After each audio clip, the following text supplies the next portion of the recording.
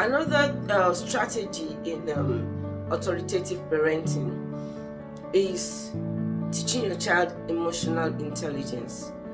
And I know for anyone in this age that we are in, any parent of Gen Z's, any millennial actually should understand emotional intelligence, because emotional intelligence has been flying around for a long time now as a way of living that will make you to live and have good relationship with people around you. Now, so when you come to your home now and dealing with your children, you need to practice emotional intelligence very well, and also it will help your child to learn emotional intelligence, and it will help them to navigate their way in relationship later in life.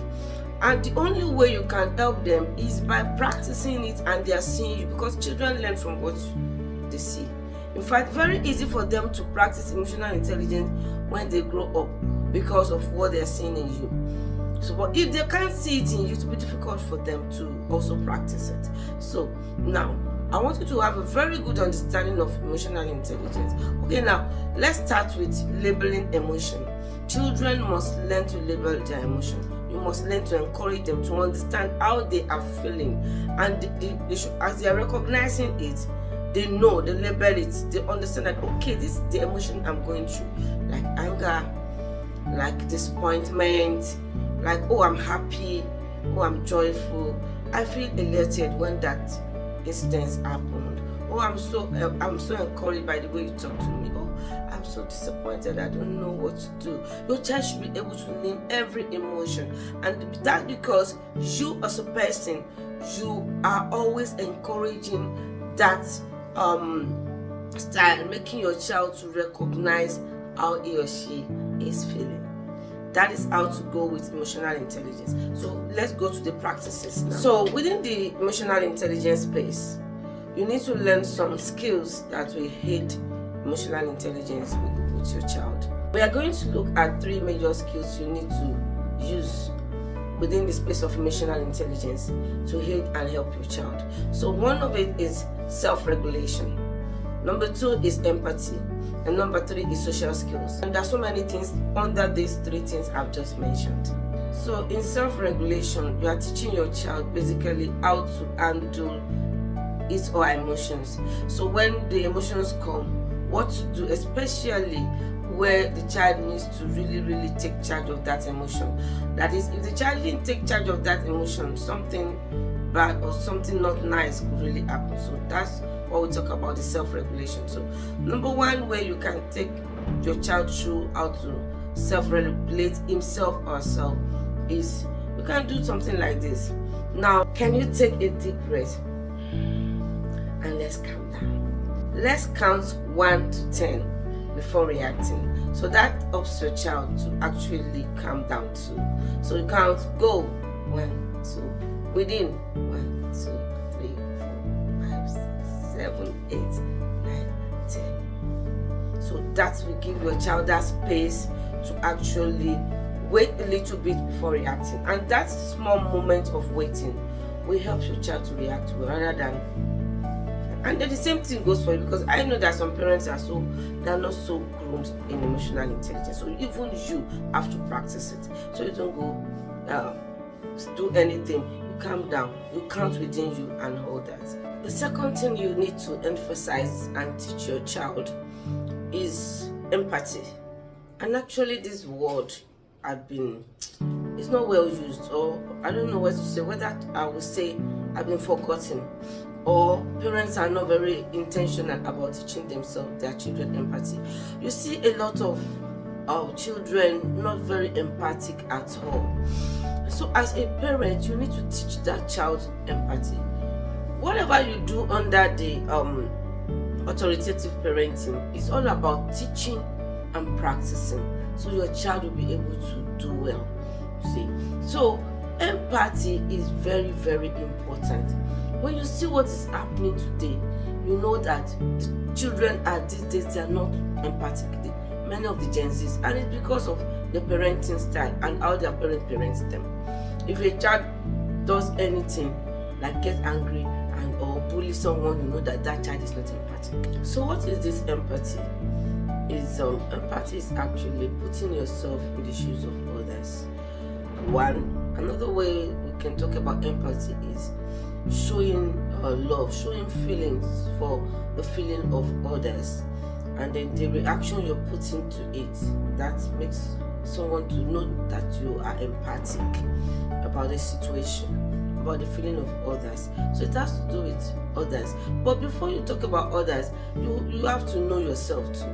And so that is why if your child understands the feelings, when others are feeling it, your child will know how to react to that feeling. Some ways you can teach your children or your child empathy is, let's go with this question. You feel sad. Can we talk about it?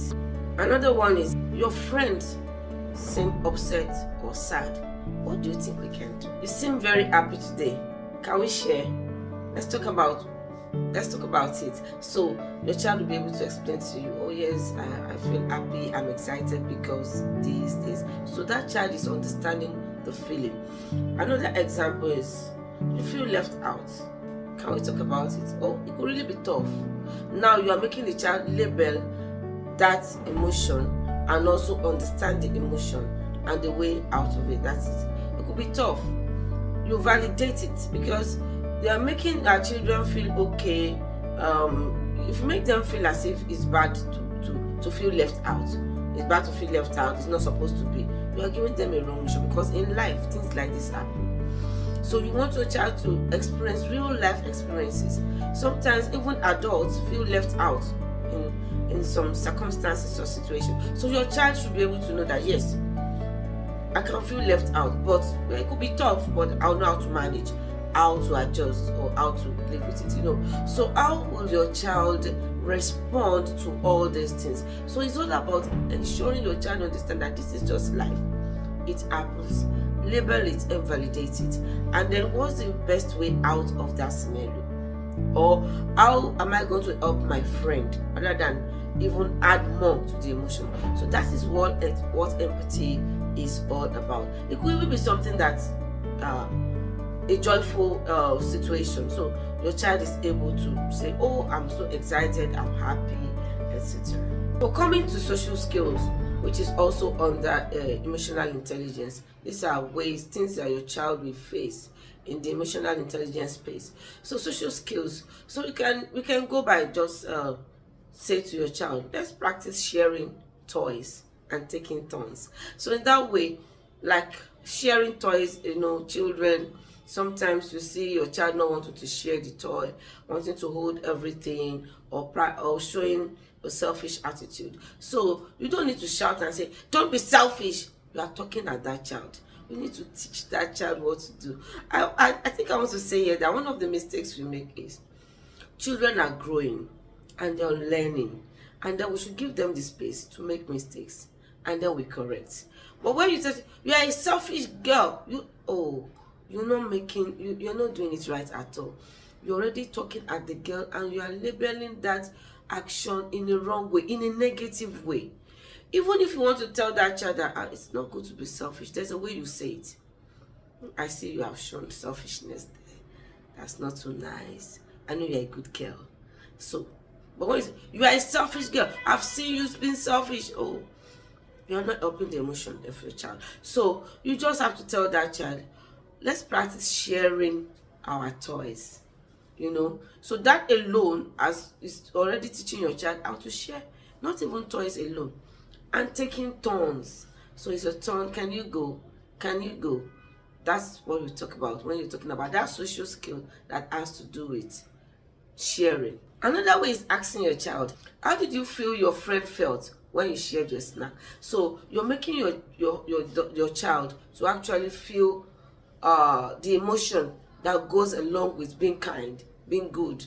So and your child will answer, oh, I saw she was happy, and so on. So the child knows that when I share, when I do this, I make somebody else happy. Now, this one is very serious and very, very important, because even adults, some of them don't know how to do this thing I'm about to tell you. They don't just like it, and they don't like doing it. So this one, you need to learn it and see yourself there in case you yourself are not doing it right. So now this one is how to teach our children to say sorry. It's also under social skills. You can tell your child, let's role play saying sorry and making amends. So you are role playing. The child gets used to it because you are role playing it, but it will happen in real life. Many adults don't know how to say sorry. They don't like it and they don't even want to do it. So we see it happening everywhere. So but if you teach your child how to do it by role playing it and making amends, we hurt people and we just go away with it. Children must learn to say sorry. I'm sorry to their colleagues, to their friends, to you. And of course, you yourself, in authoritative parenting, get me right here. Even as a parent, when you make mistake, you say sorry to your child and make amends. But sometimes you feel, oh, it's my child, so I don't need to say sorry. You're not teaching that child well. So you practice it and your child will follow.